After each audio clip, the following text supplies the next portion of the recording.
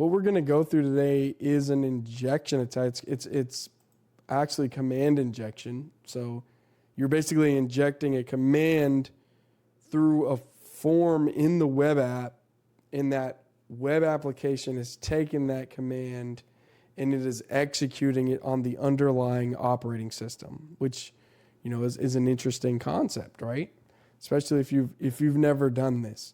So, but the first thing we're going to do is, again, I'm on Hack the Box. These are all hackable systems. If you've never heard of it, please go check out some of my content where I formally introduce it. But in summary, Hack the Box is a cloud-based environment that hosts vulnerable machines. So these machines have been designed by industry professionals to be vulnerable intentionally for us to test different attacks on in a safe way. Because that's one of the hardest things in history with ethical hacking is if you want to do it the right way and learn it, you haven't always had a lot of tools to do this legally. And now there's tons of them out there, which is incredible. So I'm going to click on Connect to HTTP. I do have a VIP Plus a VIP Plus subscription to Hack the Box. So if you don't, you want to follow along, I definitely recommend go and get that. But right now I'm going to go here. I'm going to go to Pwnbox, which is a VM or a virtual machine, a computer that is in the browser or accessible through the browser. This is actually it doesn't actually run on my computer. It runs on computers that Hack the Box manage and, set up on their end or one of their partners. And so essentially, if I had a Chromebook right now, which I would never have, I could do this. I've actually done some stuff on my iPad with Hack the Box, and it was pretty good.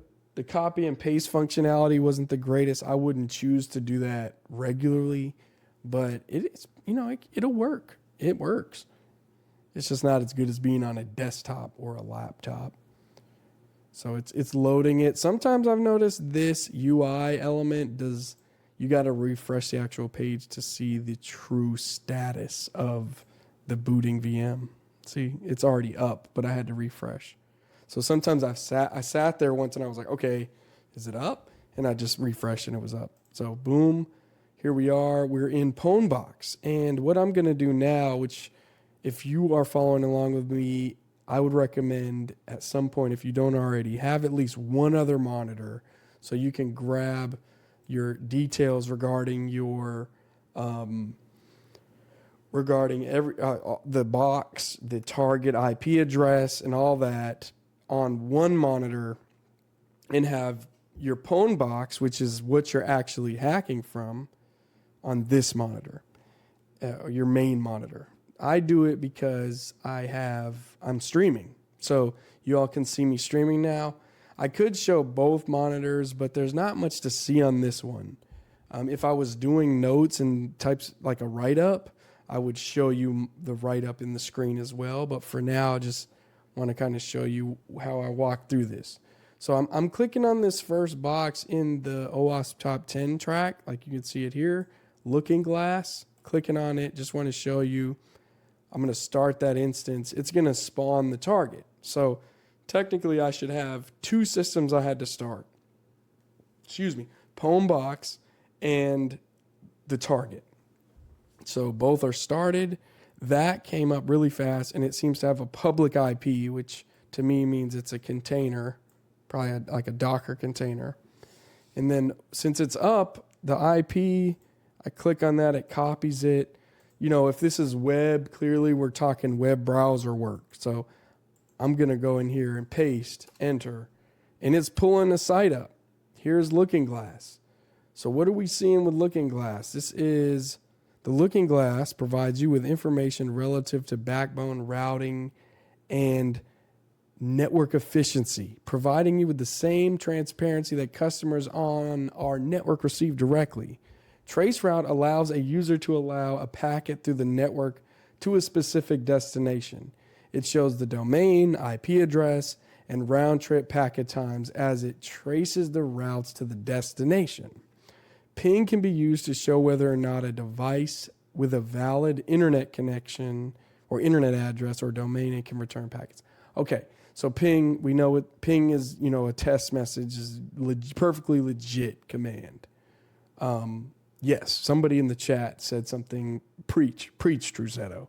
Truzetto said, more monitors, the more nerdiness factor goes up. Absolutely. And on a side note about extra monitors, every time I add another monitor, it feels like I'm adding an additional brain, right? Like I'm like hyper threading now because I have this additional monitor. I can do all types of different stuff on. I can keep my memory here, right? It's like I added another part to my brain, but I'm neither here nor there. So we're trying to ping from here. So if I hit test, let me see what this does. When anytime I'm doing some type of web app pen testing or pen testing in general, it's a lot of what does this button do, right? Like where does this clicking? Especially I'll say if it's a website, I'm clicking the buttons. Where is it going? Where is it taking me? And that's the first way I start, right? What can the user do? What does the user have access to input? Because when you think of a website, it's important to think of you are interacting with an application typically that is running on a computer. And if a hacker wants to get access to that computer, their only way initially is going to be through the controlled environment of the web application. Like in this case, this web app is letting us ping stuff and trace route stuff. That's it. We can ping and trace route, which you could typically do from other computers. So why would you need a website for that? I don't know. Somebody out there might have done this before. So, like actually set up a web app like this. Maybe you're trying to test from a different location in the world to see if it's that, But we know ping is also a system command. I can do that from Windows. I can do that from Linux. I can do it from a Mac. So when I do ping on this website, I'm thinking, what is it at? Like, where's the ping going? So if I hit test, that's executing a ping command. Where is that executing the ping command at? Probably on an operating system. So we're technically injecting a command. Now, is there a way we could technically take advantage of this? Perhaps, right? So could we potentially issue like commands to the OS? So I'm assuming I could try to, I think we have Web Appalizer here, and I'm thinking on the fly here. Let's see what web stack's running. That's not going to help me. I could scan it with Nmap and see what OS so I know what commands. But since we're here, I'm going to just try, and I'm going to assume because it's a container, it's got a public IP, and it's spawned really fast. I'm going to try to do this thing called command chaining, which I can do a semicolon and then do like ls, which ls is a Linux command that lists files in a directory. So if I hit test and that works, this is potentially vulnerable to command injection. So we're going to wait on that. Give it some time. It's still loading right here. So we'll see what it does. And while that's going, I don't have anything else to show y'all on the screen. So I'll just go full screen for you so you can see everything, and I'll do kind of a zoom in. Okay. We got something. Let me move out of the way for you. So if you notice right here what I'm highlighting, index.php, the index file in a, on a website, you always need an index file on a if you're running a web page or something, and or a website to, it kind of helps you direct where to go next and what are the main links and things of that nature. The ultimate goal of me even saying that was when we did the IP semicolon space ls, it actually showed the file in the directory, which tells us that when we execute ping, we're actually executing that command on an underlying operating system, and it's returning us actual terminal output.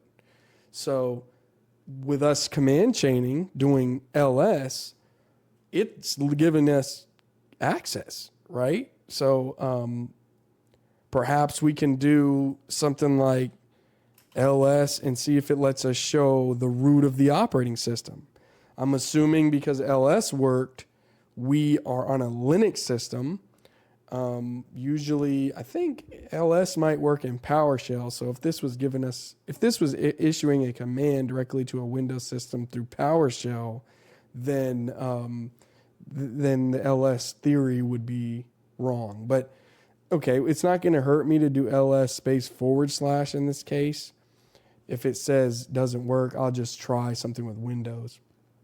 And so I'm doing ls // and if it shows me a bunch of the root directories or some of the most common directories in Linux, then we know we're on a Linux system, which in this case, as you can see, over here, I am on a Linux system. So the goal on Hack the Box is to get a flag. So we know that root is normally where the flag is, but there's a flag in this directory too. So I wonder if we can cat. So I can do like this, copy. We'll do the command chain cat, and then I'm going to paste this. Cat is short for concatenate. It essentially lets you display the contents of a file to it outputs them to the terminal.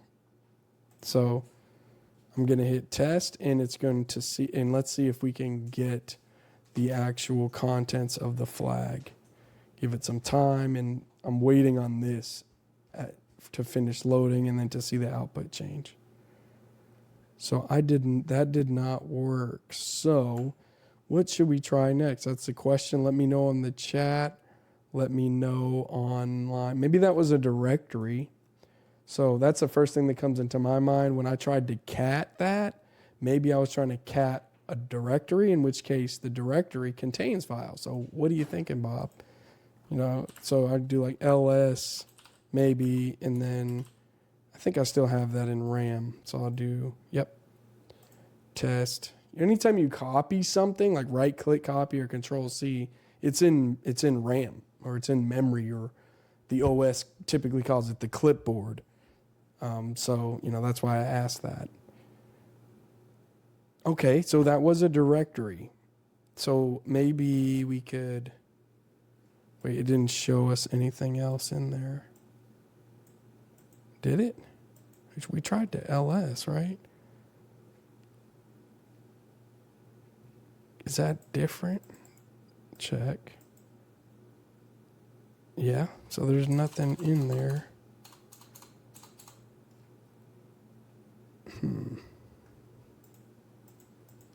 Try ls.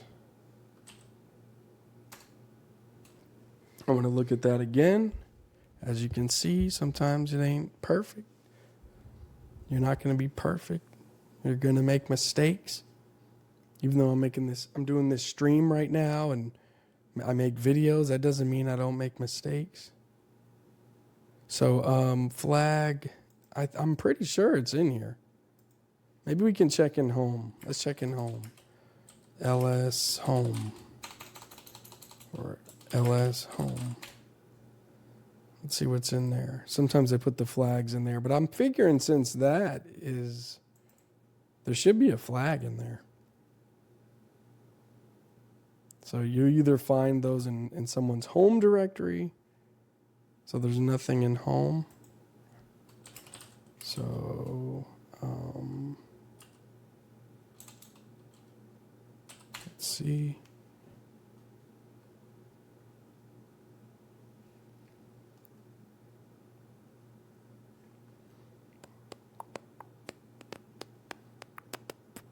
Give it some time.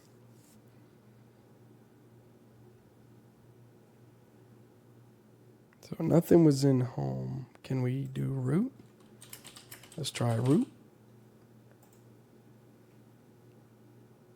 This is ranked easy, so this should be easy or a quicker box for, I guess, for more advanced people. If you're a very beginner and you're coming across things called easy on Hack the Box, it might not be as easy as it sounds. I'll say that, because you might not know what an IP address is, and you might not know how to navigate Linux. And in that case, I would recommend you check out some of the Hack the Box Academy modules. They help you through some of the basics. But, also don't just feel like you have to go right to Academy. You can also, try to work your way through this. Google your way through this. Chat GPT your way through this. I mean, Chat GPT is a godsend for this kind of stuff. So it's flag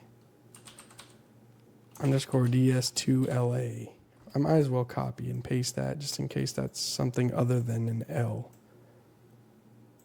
I want to do this again because I feel like this is it. I just want to see something in there.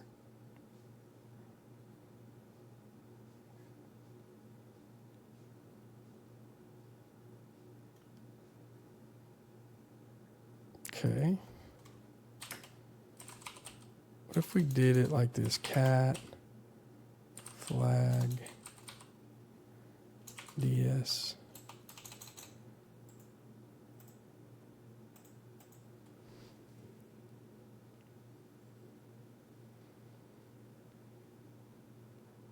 Again, this kind of vulnerability is called command injection because it lets us inject commands. It's pretty, there it is. There's the flag. So I just had to do the /. So this is the flag right here. This is typically the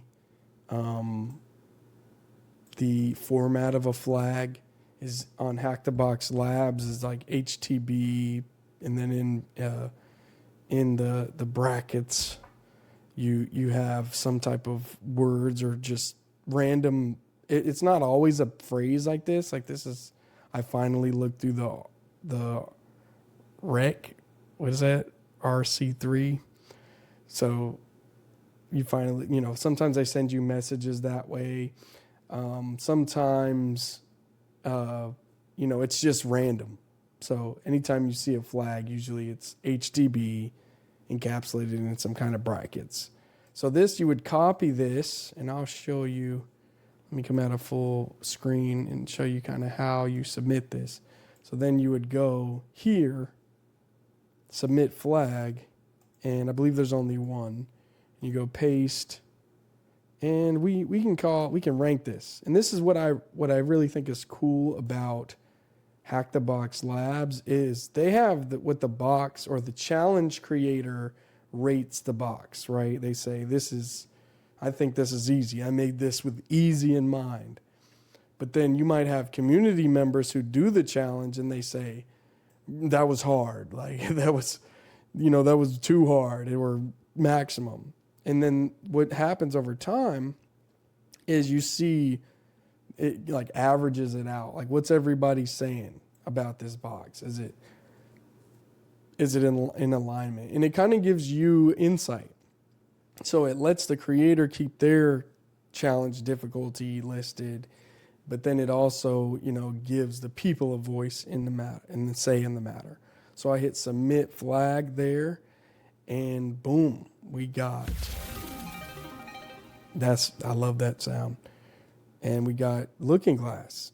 So the only reason I was able to show y'all that and stream this is because this is a retired challenge. Any targets you come across are retired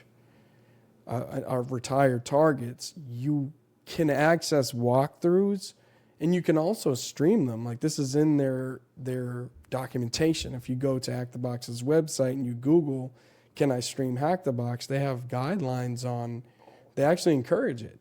And I think that's awesome because that's like a marketing opportunity for them, but it also creates opportunities for other people to show off these skills. I can tell you that I have actually used Hack the Box in interviews. I'm not joking. I was asked to do a teaching demonstration on password attacks. And I was like, I know exactly what I'm going to do. And I pulled up a module and a very specific challenge that I knew wouldn't take long for the demo. So when I'm talking about the importance of making complex passwords and hashing and what that is, I showed them, I pulled it up, I already had it ready. It was like, I think it was a section in a module that had you using Hashcat. And I said, okay, so let's say a hacker gets a list of these passwords in the Etsy PassWD or Etsy Shadow or wherever those are. It could be NTDS if it's Active Directory or SAM, whatever it is. They will, they can go through and they can use Hashcat in a word list to crack the password. And I knew, I had already done the challenge, so I could explain it, I could speak to it, and then I could connect it to real life. And that really helped me compared to if I just threw some slides up and, and it's also, I didn't have to get on their local machine and start running these commands on somebody's local machine. I mean, I could have done it on a laptop too, my own, but when you're doing, and here's a sort of a disclaimer for you, a lot of people are going to think you developing these hacking skills is cool. They are. They really are going to think it's cool and, wow, you can hack. But there's a huge group of people that immediately throw up these antenna red flag things. And I'm only saying it from a place of experience, because I have gone into places and I've talked about it openly, about my skill set. And it was more so where I've come from. And, because when you're trying to, establish yourself and your abilities, you do want to do that from a place of experience. So sometimes in conversations, you'll bring up, oh yeah. And, in my last role, we did this kind of work, or I did this kind of work and developed this understanding of this and that. And when it comes to hacking specifically, you got to be careful, even if you're talking about hack the box stuff. Because I remember talking about there's a box called Armageddon on Hack the Box, and it's a retired machine. And I remember talking to it one time with a coworker I had out of college, and he's like, his eyes get wide because I'm talking about it was like a Drupal-geddon. It was a vulnerability in a web stack called Drupal. And he's like, and I was talking about the version, and I was just excited about it because it was on Hack the Box. And his eyes widened, and he was kind of like, we use Drupal. He was, and I was like, I mean, in one sense it's cool, but in another sense, you don't want to be feared, because it can, in the way you present it could come off as untrustworthy. So I would not recommend, as you develop this skill set, don't go around just bragging about it. You can say, yeah, I'm an ethical hacker, or I help secure companies and organizations. But, in some places when you're bragging about that, or you're openly talking about your skills, it might inspire more fear and caution when people are around you. And I'm not sure if that's a good or bad thing yet.